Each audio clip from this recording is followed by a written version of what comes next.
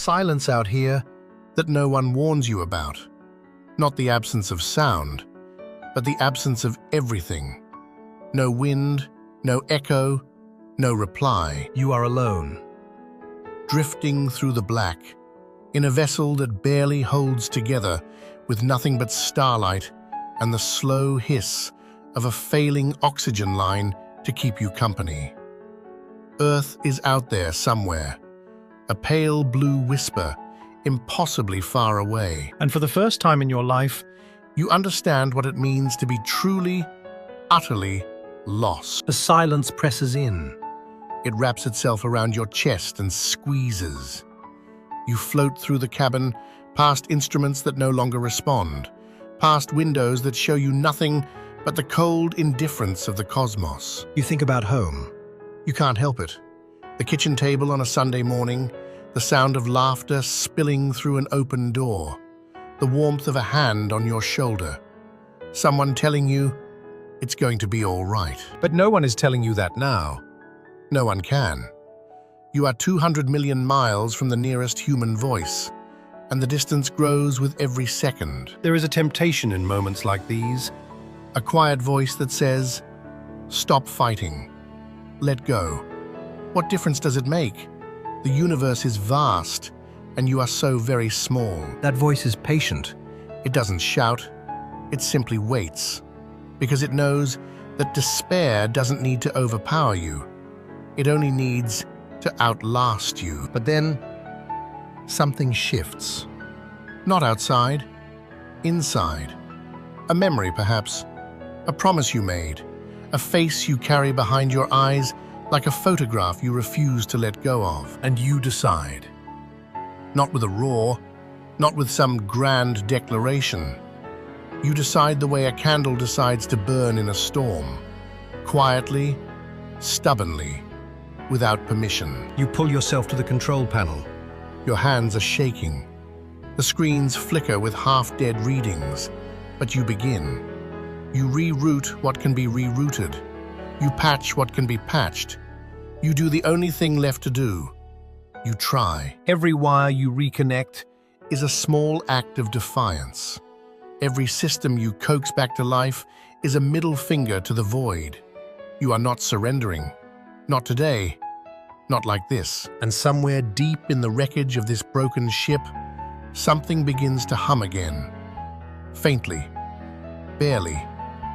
But it hums. Of course, the universe doesn't make it easy. It never does.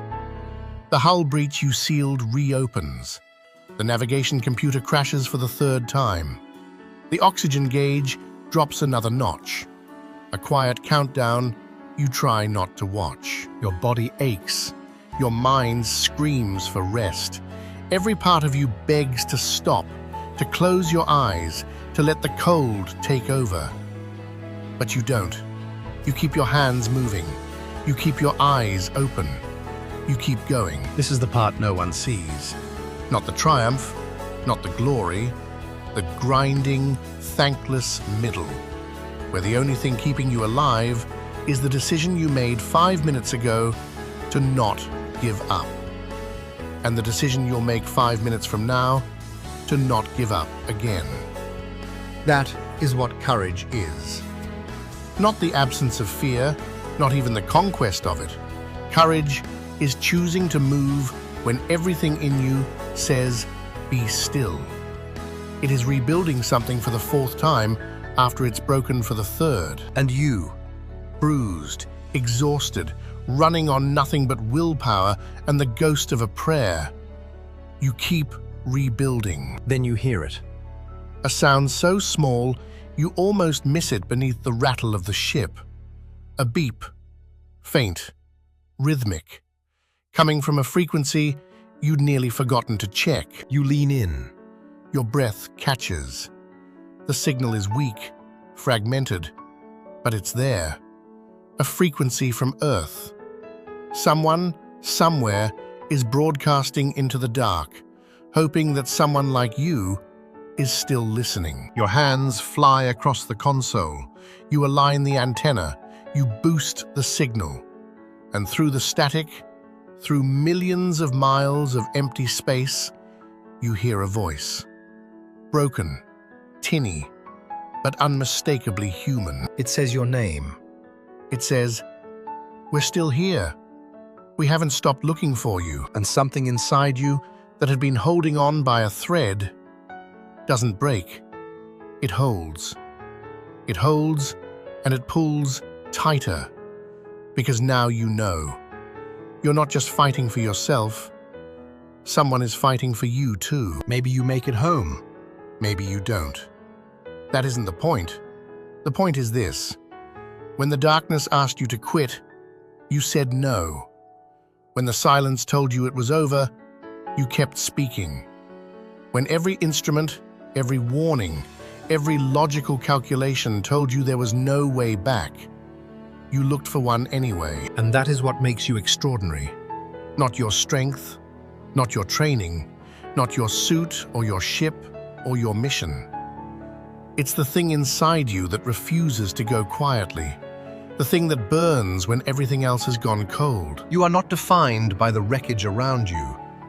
You are defined by what you do next. So if you're out there right now, In your own kind of void, in your own kind of silence, wondering if it's worth it to keep going, hear this. It is. It always is. Not because the ending is guaranteed, but because the fight itself is the proof that you are alive. keep going. The stars are not as far as they seem, and neither is home.